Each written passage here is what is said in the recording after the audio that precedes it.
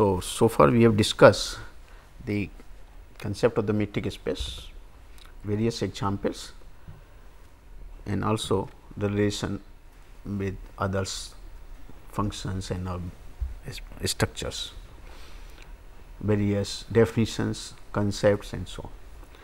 So, in the metric space we have started with a set X, an arbitrary set, and then picking up the 2 points we have introduced the concept of notion of the distance on it. But so we have not yet considered the relation between the distance, notion of the distance, and the addition or scalar multiplication between the points of the sets. Say if x and y are the 2 points, then one can add x plus y, and one can also multiply alpha dot x if the corresponding set is a structure like a vector space. So, once we replace the set x by a vector space, and then we introduce the notion of the distance as we have introduced earlier, then it does not give any relation between the algebraic structures, that is the addition and scalar multiplication, and the metric distance notion. So, we do not get a useful theory further. So, in order to have a useful metric space or a useful theory, we wanted to define a metric, concept of the metric or notion of the distance in a different way by introducing a new concept of norm on a class which we call it as a vector space, and then with the help of that norm we introduce the notion of the distance, and that way we are able to connect or give a relation between the addition of a scalar multiplication and the distance function, and that will give a useful structure. So, today we will discuss what is the vector space first, and then how to introduce the concept of the distance with the help of norm on this vector space. Okay. So, let us see what is the vector space. Vector space, sometimes some authors we also call it a linear space. Vector space or linear space is a set X. Vector space is a set X over the field or vector space over the field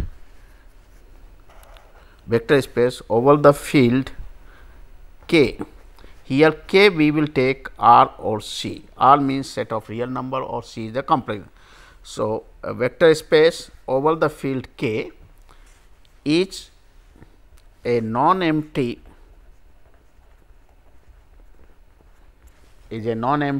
set capital X of elements x, y and so on, which we call as vectors, together with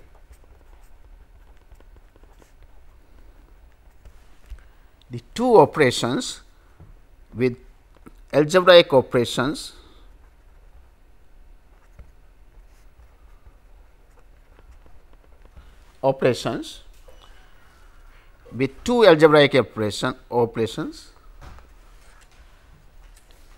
with two algebraic operations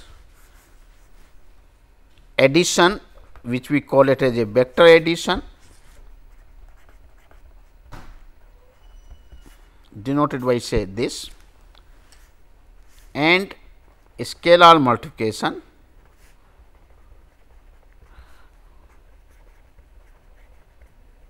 denoted by this. So, with the two algebraic operations, one is vector addition, other one is the scalar multiplication, where the scalar is taken from the field K of this, which satisfies the following property,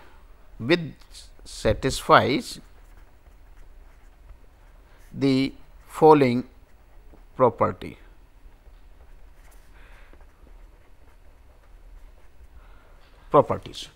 The first property is, say we take V1, the set V with addition must be an abelian group. Abelian group. Abelian group we mean that is the following conditions are satisfied. If X is a vector elements belonging to V, Y is an element belonging to V, then if we combine these two elements by the operation addition, then a new vector so obtained must be the point of V. That is, we call it that addition a closure property. This property is called the closure property, or we say the addition is closed with or vector is closed with respect to addition. Then if x by z are the 3 points, then x, y and z are the any arbitrary 3 points of V, then the x plus y plus z, this will be equal to x plus y plus z, which is known as the associative property. Associative property.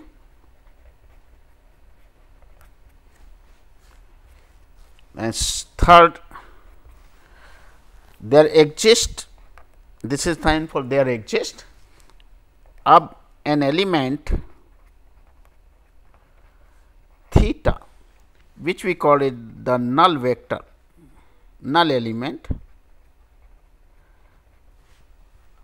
okay, or identity element for addition, or identity element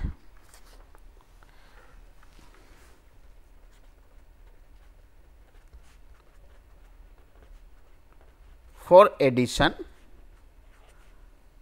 such that x plus this null element is the same as this plus null element theta plus x must be x, and this is true for every x belonging to capital X.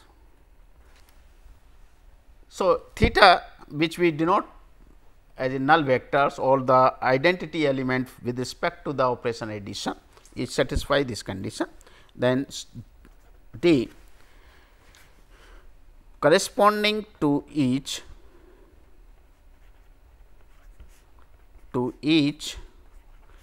vector x belonging to B, there must exist a vector minus of x which is also in V, such that when we add these two vectors, the total should come out to be the identity elements for addition, whether it is added towards the left or towards the right.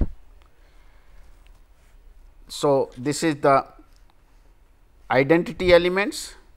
Here we say identity element, here we say inverse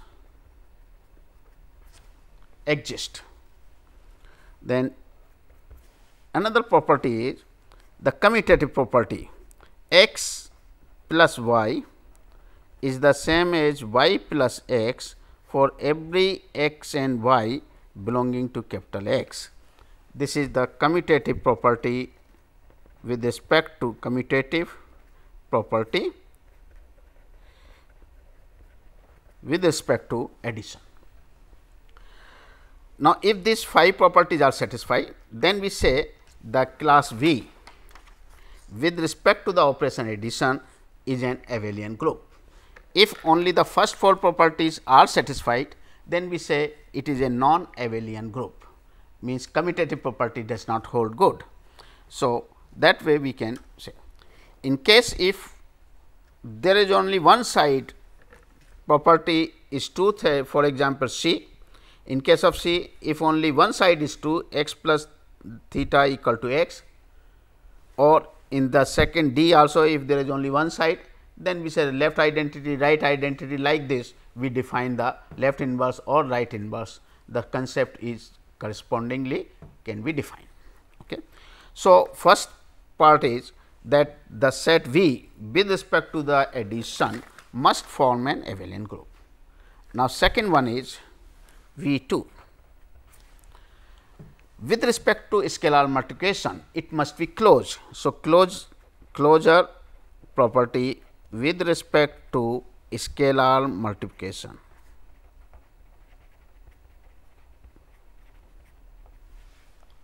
That is, if alpha is an element of K, x is an element of V, then alpha dot x, this should be an element of B. So, we say the V is closed with respect to scalar multiplication. Then another property in this say V 3, alpha beta are the two scalars in K, then alpha plus beta x is the same as alpha dot x plus beta dot x, alpha dot x and beta.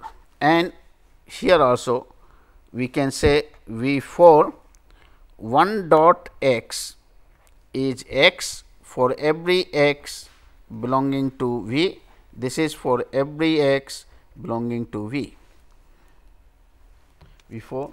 And then distributive properties, this is distributive.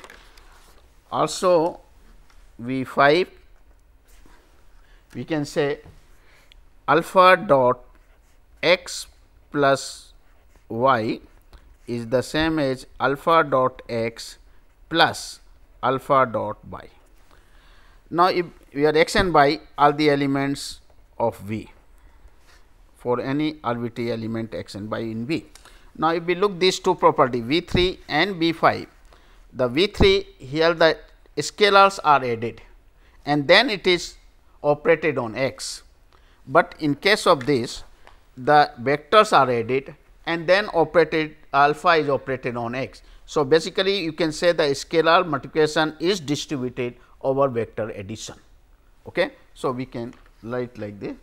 Then alpha beta dot x, that also an properties 6 alpha dot beta dot x. Okay. Yes, because this is alpha plus beta, this is the ordinary plus with respect to the scalar. Encircle is for the vector addition. Okay. But this is not a ordinary, because what happens when vectors are given, say suppose I take a vector in 3 dimensional plane, then vectors will be, each vector will have a component say a 1, a 2, a 3, this is the vector. Okay.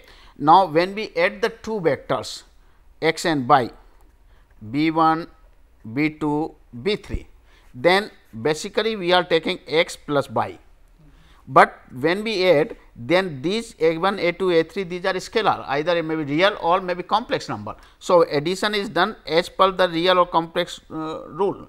Say addition of the two real number is real, addition of two complex number is complex, and component wise we add. First coordinate is added with the first coordinate, second coordinate is added second coordinate, and like this.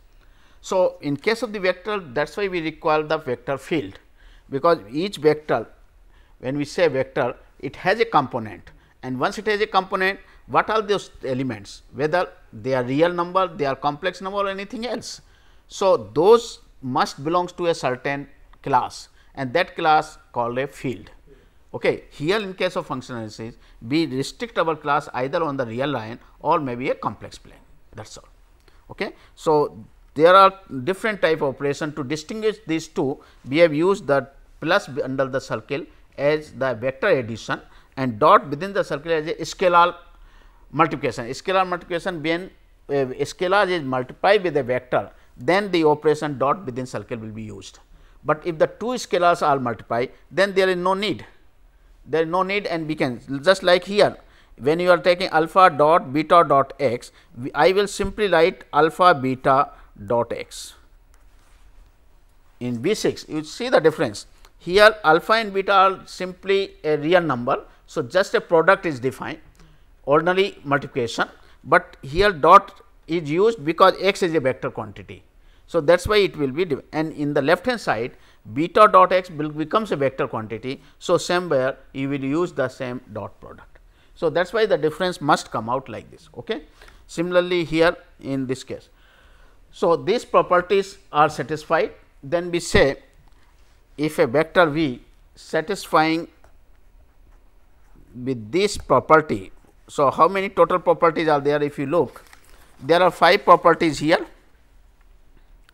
in V 1 and another 5 here in there. So, total is 10 property. So, if a class V under the addition and scalar multiplication satisfy these 10 property, then we say V is a vector space over the field K, over the field K, and we write it this V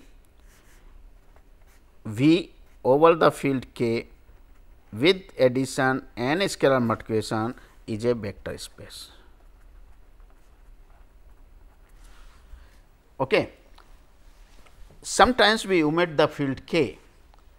Once we identify or it is understanding that all the scalars are taken real, then we know the elements alpha beta, these are the reals. So, we do not write the VR, we simply say V, or K is a complex, we also say V. So, some author without writing the V K or some use the V within the bracket K, it means it is a overlay field K. Now, K may be real or K may be complex. If K is real R, then this is called the real vector space, is a real vector space. Okay. And if K is complex number, then this is called a complex vector space. So, real and complex vector space totally depends on the scalar on the field, what field you are using, okay, and that is clear. So, this gives you concept of it. Okay. Now, one more thing which I normally confusion is when we take 0 dot x, it means what is the meaning? 0 is the simply a real point, real number 0. When it multiply by a vector quantity x, then what you get? You get a vector 0 vector quantity or null vector or the identity elements with respect to the addition. So, these two should be different. Okay. That also one should keep in mind. Now, there are many examples of the vector spaces.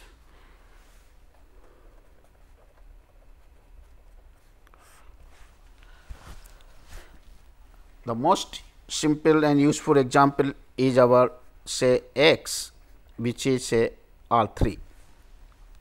Okay. R 3 means set of all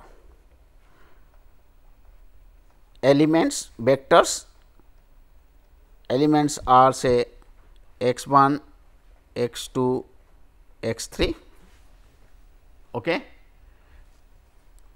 Coordinates are x 1, x 2, x 3, where the xi's these are real number. So, set of all triples in the 3 dimensional plane. So, these are the vectors. Okay. Now, on this we are defining the addition and multiplication as follows.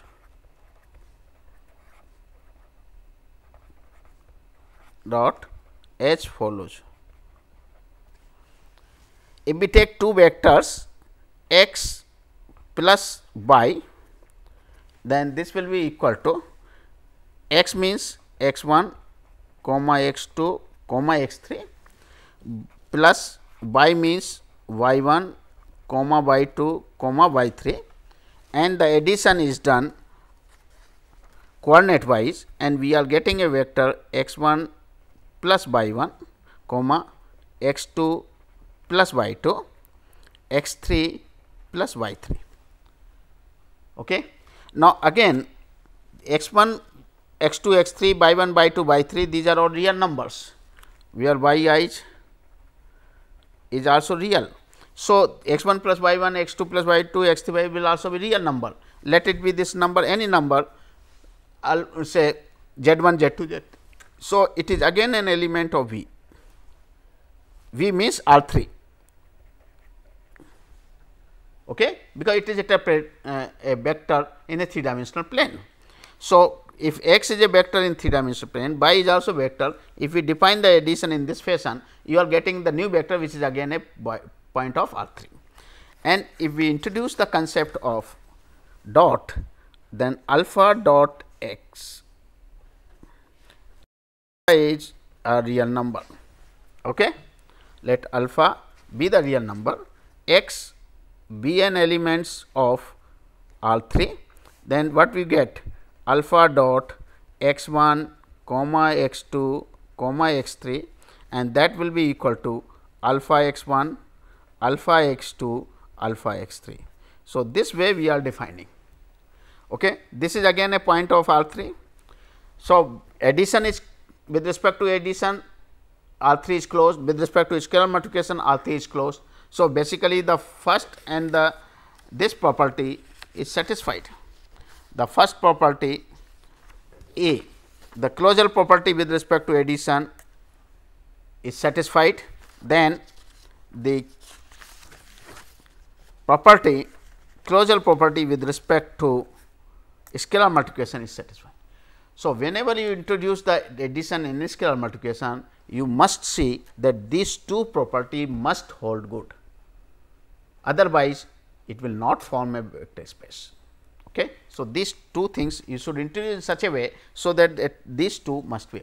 Now, you can verify all these properties are satisfied. With these two operation, if you look, then what are the property? Let us say start with this. The first property is already true. The second property, associative property, if I look this one, x and y, this is our definition. Okay. X plus y is this one. So, suppose I take one more point z, then what happen this x plus y plus z, this will be. So, we claim R 3 with respect to this is a vector space. Okay. Why? Because the first property is true, V 1 A is true, V 2 A B, V 1 B. V 1 B is, if you take x plus y plus z, then what happens is this will be equal to, I am just writing x 1 plus y 1 plus z 1. Okay. Then simply x 2 plus y 2 plus z 2, and then x 3 plus y 3 plus z 3, okay, by 3 plus z 3, this is, and this will be same as where x is, let x is x 1 by 1 x 1 x 2 x 3, y is y 1 y 2 y 3, and z is z 1 z 2 z 3. Okay. So, if we introduce this, then what we get? Over the first bracket, x 1 by 1 z 1, these are the real numbers. So, real numbers satisfy the associative property. So, we can write x 1 plus y 1 plus z 1. Similarly, for the second, again these are real number, and real numbers are satisfying the associative property. So, we can interchange the position of the bracket, and we get x 3 plus y 3 plus z 3, and that is nothing but x plus y plus z. So, associative is satisfied. Okay. Then V 1 C V1C is there exists a null element or an identity element which satisfy this condition, x plus theta is theta plus x plus x. So, we claim if we take theta null element at 0 0 0 which is in all 3 and it satisfies the condition if we take x as x1, x2, x3, then x plus theta is the same as x, okay, because it is nothing but x1 plus 0, x2 plus 0, x3 plus 0, that will be the same as x1, x2, x3, that is equal to x. Similarly, other way round also, okay. And V1D for corresponding to each x, for x which is x1, x2, x3, we get minus x as minus x1, minus x2, minus x3, such that x plus minus x, this is equal to null, because x1 minus x1 is 0 0 0. So, a vector is obtained, clear. So, we are getting this. Then E property V1 E also satisfy, obviously you can verify x plus y is the same as y plus x. So, the property V1, all the 5 property under V1 are satisfied, therefore, it forms a abelian group, and then V2 is already defined, it is belongs to V. So, it is satisfied. Now, B3, if we look the V3, you can see alpha plus beta dot x is alpha dot x plus beta dot x. I think this can be done. Okay. So, B3, B4 you can check it is satisfied, okay. And then B5 and B6. So, B5 is alpha dot, so V2, V3, V4 check, okay. That is easy to check,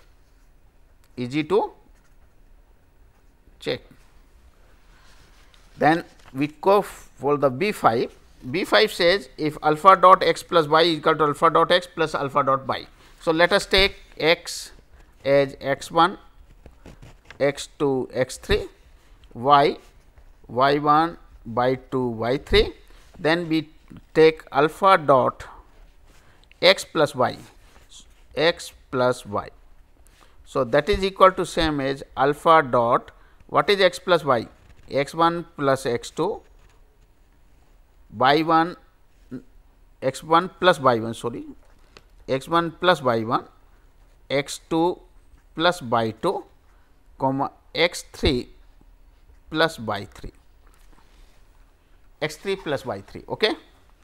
That is alpha dot. Now, this multiply alpha multiply by this. So, x1 plus y1, comma alpha times x2 plus y2, comma alpha times x3 plus y3, and then it can be written as alpha x1, comma alpha x2, comma alpha x3 plus alpha y1, comma alpha y2, comma alpha y3. I just cut short the 2 steps, okay.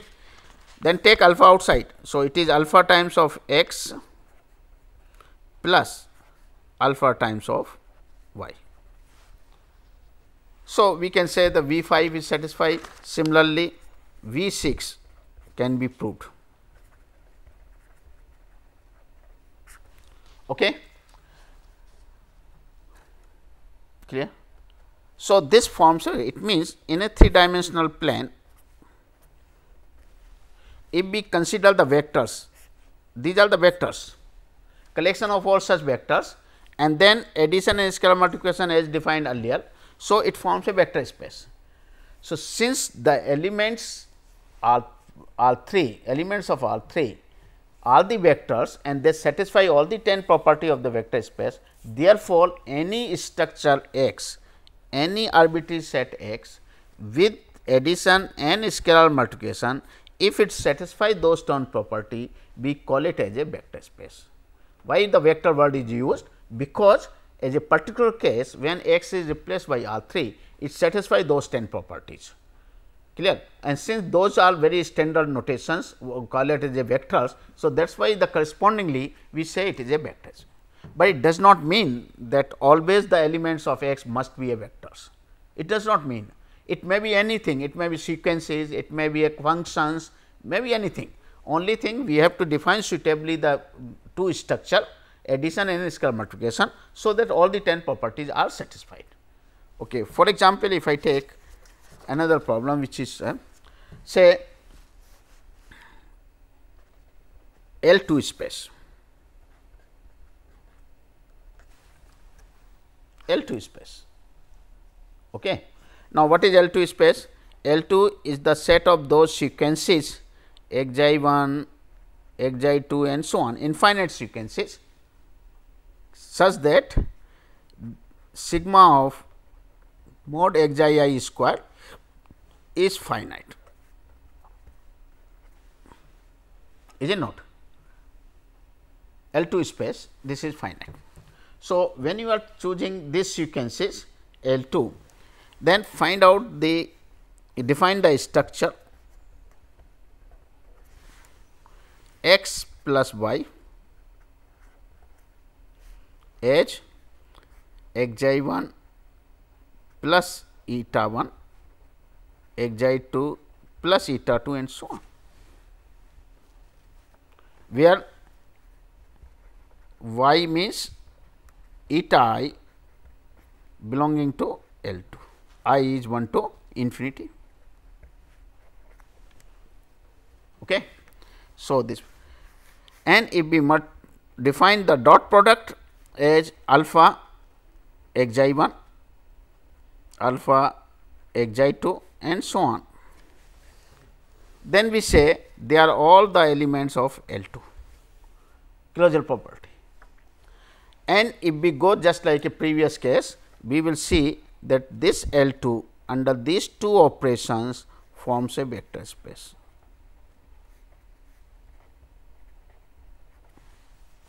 Okay, forms a vector space. Clear?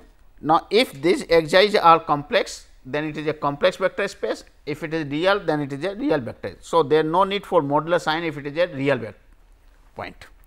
Okay. Then we have another one which is also interesting, the space CAB.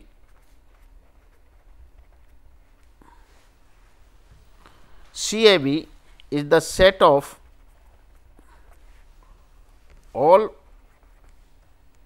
functions x t which are defined on the closed interval a b and are continuous on it.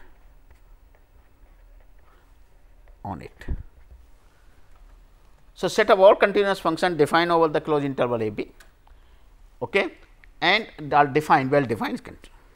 So, C a b, let it be the set of all x, y and so on. Let us define the operation 2, addition and scalar multiplication as x plus y as, since these are the function at the point t. So, we define like this x t plus by t, x t plus by t. Okay. These are the functional values, okay, and this is the function. So, we are using the this plus sign for the functionals. We are like this, and then alpha dot x t we are defining as alpha into x t, alpha into x t. Okay. So, we are getting this alpha dot x t is alpha, where what is t? T is an interval belonging to a b, point in the interval a b. Okay. Now, if we look this definition, here these are the functions, x and y are functions just like f and g, and then combination of this defined over a t will give the values at the point t individually, and then addition is there. Okay. So, now with these two operation we will see it forms a vector space. Closure property is already satisfied. Why? If x is a continuous function, y is a continuous function, then x plus y must be a continuous function. Then any continuous function, constant times of the continuous function remains continuous. Okay. So, this is continuous. So, both the closure properties with respect to addition and scalar multiplication are satisfied. Okay. Then associative property holds, because the three functions are there, with respect to the plus they have a associative property, because these are all real numbers. This is the real valued function. You should write set of all real valued function, real valued, sorry, okay, set of all real valued functions defined, which are defined on AB and are continuous on this. So, this form. Now, what is the identity element for addition? What is the identity element for addition? Is there a continuous function which satisfies the x plus 0 equal to 0 plus x? So, in fact, a function which is identically 0, that is also a continuous function. Constant functions are continuous. So, the function which is identically 0 will behave as a identity element, x is equal to theta for all t's, that is x t equal to 0 0. Okay. Clear? That is x t is equal to 0 for all t, then it is a identity function, and inverse is, if x is a function, then minus x t will be a inverse of this. So, all the properties are satisfied by this. Clear? Now, another is, say x is R n, all C n, they also form a vector space. What is R n C n? It is the n tuples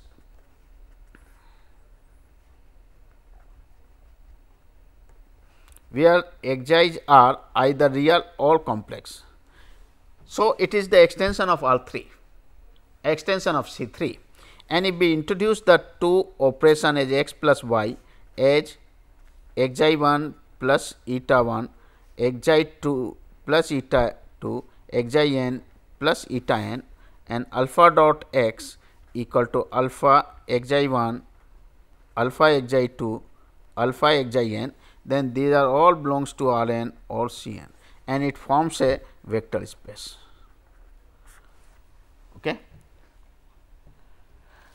So, there are many examples of the vector spaces are available, where the elements are need not be a vectors, just like in case of the functions CAB, the elements are not vector at all, they are functions. So, we get that concept which is parallel to our vector. Okay. This one. Now, here we also require few more concepts like a subspace of a vector space.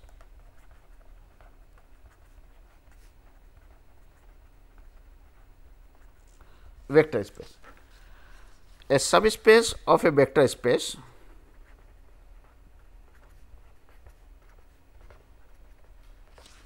a subspace of a vector space X, which is vector space X, is a non-empty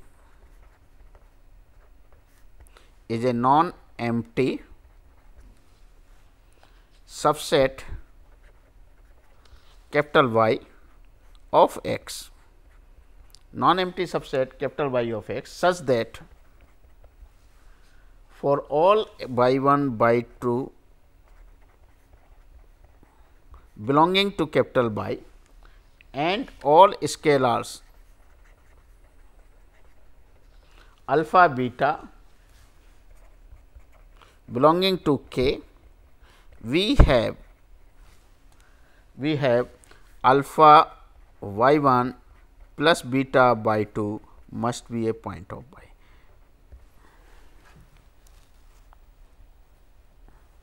Okay. What is the meaning of this? How to define the subspaces? The subspace is basically defined like this. Suppose we have a vector space V, where the operation, addition and scalar multiplications are defined. So, if we take any 2 point here, the addition of these 2 points are again here and scalar multiplication is also there. Now, y is a non-empty subset of V. Okay. The elements of y are also the elements of V, because it is a non-empty subset. So, if y with respect to addition and scalar multiplication is also a vector space, then we say y is a subspace of V. Okay. Clear? But in order to prove the y with addition and scalar multiplication is subspace, you have to verify the 10 properties. Those 10 property can be avoided, simply you have to justify this condition. What condition is that if suppose y 1 and y 2 is a point in y, then if we take the linear combination of this y 1 by 2, that is alpha y 1 plus beta y 2, then that vector must be a point in y. Now, only this condition is enough. Suppose I take alpha and beta equal to 1 1, then basically the closure property is satisfied. If I take alpha to be 0, then scalar multiplication is closed. Okay. Similarly, if we take beta to be minus 1, alpha to be 0, it is a additive inverse for by 2, and all the properties can be derived. So, for a subspace, it is enough to show that if we picked up the 2 point y 1 and y 2, the linear combination alpha y 1 plus beta y 2 must be a point of y. Okay. That is form a vector subspace of this. Okay. Now, there are another concepts which we have now, the span of M. What is the linear combination? First, let us see linear combination definition. Combination. A linear combination, a linear combination of a vectors x 1, x 2, x m of a vector space X,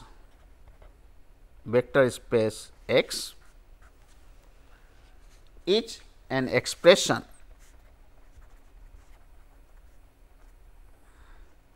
of the form alpha 1 x 1 plus alpha 2 x 2, in fact, the dot product will be there. Okay. And here it this plus alpha 3 x 3 plus alpha m x m. An expression of this form alpha 1 x 1 and so on. Clear? This expression we call it as a linear combination. This gives a linear combination of x 1, x 2, x m. Now, here if we look that dot and square, it gives a very clumsy picture. So, what we do is we replace this encircle and dot with simply the thing just without writing anything, simply plus and dot. So, we can in simply way we can write alpha 1 x 1 plus alpha 2 x 2 plus alpha n x n, this expression.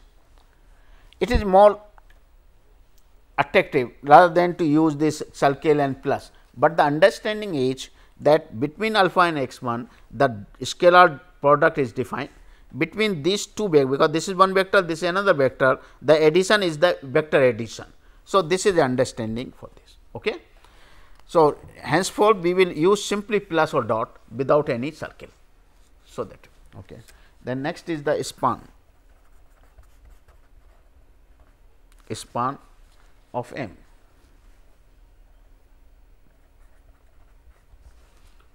For any non-empty subset,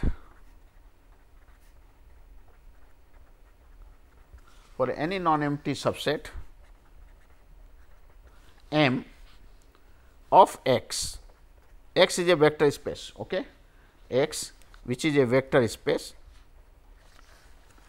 non-empty subset M of x, this set the set of all linear combination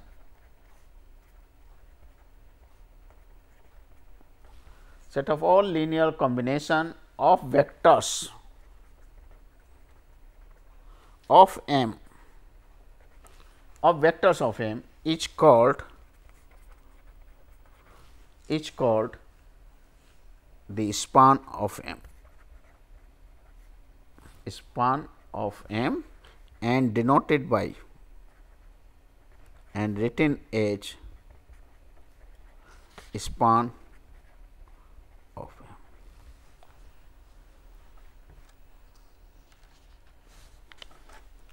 What is the meaning of this is, that is, if M is a set having the vector say x 1, x 2, x n, okay, M say, then what will be the span of M? The span of M will be of this type: alpha x I is 1 to n, that is alpha of x 1, alpha of x 2, and so on. Or it may be of this type also: alpha x 1, beta x 2, and so on. Is it not? All may be of this type: alpha x 1, alpha beta x 2, and so on, and let it be say gamma x n, like this. Means you can pick up any elements of M, find the linear combination. It may be the 1 element, 2 element, 3 element, all n element at a time. So, m element at a time. So, all combinations, all possible linear combinations, the collection of this gives you the span, okay? And this collection span will form a vector space.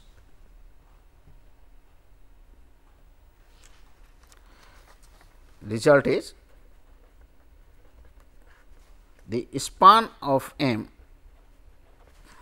is a vector subspace of X, where M is a subset of X.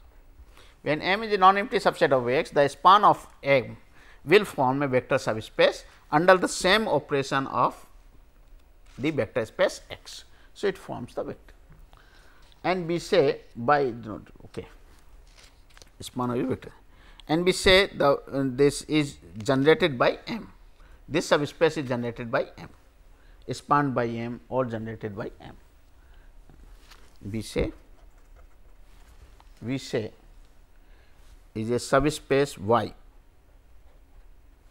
and we say Y is spanned by M or generated by M. Okay?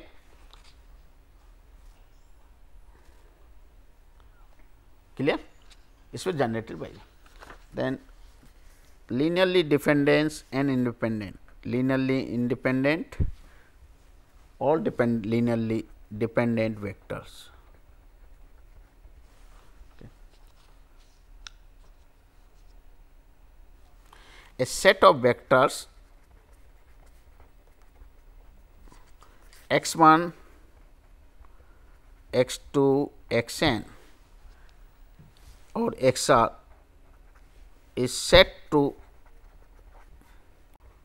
be linearly independent if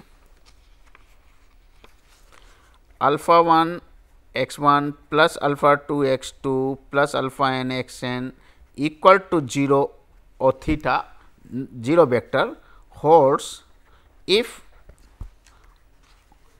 all alphas are 0. Only if all alphas are 0.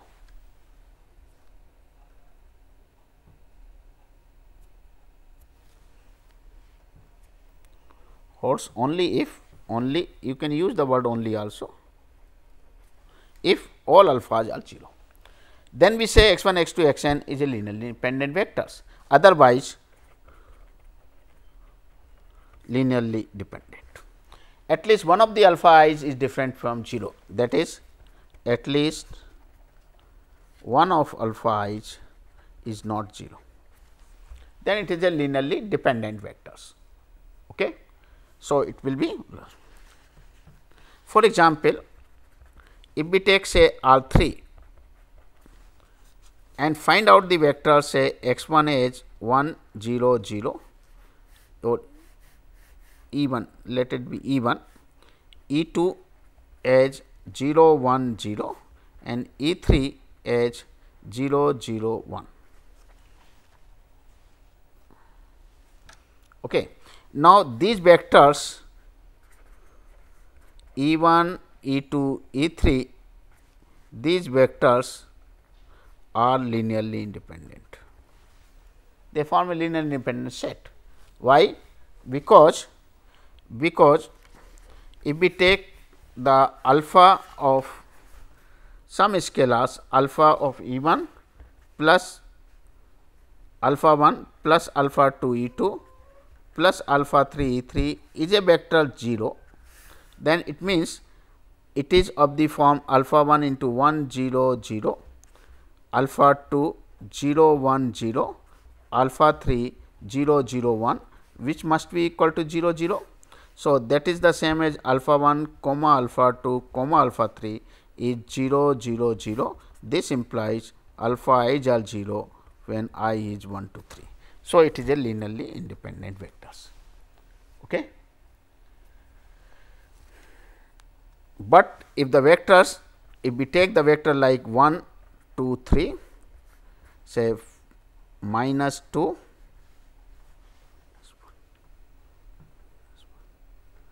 minus 3 minus 4, okay, and minus 1 minus 1 minus 1.